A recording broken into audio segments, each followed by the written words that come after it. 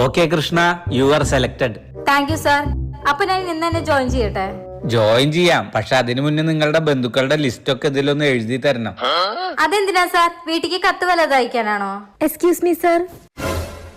Sir, നാളെ എനിക്ക് leave വേണം. എന്താ കാരണം? എന്റെ ചെറിയച്ഛൻ മരിച്ചു സർ. ചെറിയച്ഛൻ മരിച്ചുന്നാ? 2 മാസം മുന്നേ ചെറിയച്ഛൻ മരിച്ചു എന്ന് പറഞ്ഞ് ലീവ് എടുത്തതാണല്ലോ. സാർ, അത് അച്ഛന്റെ ചെറിയച്ഛൻ, ഇത് അമ്മയുടെ ചെറിയച്ഛൻ. അമ്മയുടെ ബന്ധത്തിൽ ചെറിയച്ഛൻ ഇല്ലല്ലോ.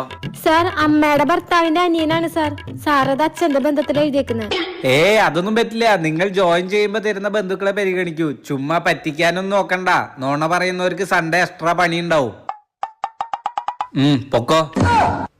സാർ, ഇനി എത്ര ജീവനുകൾ കൂടി ഉണ്ട്? വല്യച്ഛൻ, വല്യമ്മ, മാമി, അമ്മായി, 4 ജീവനുകൾ കൂടി ഉണ്ട്.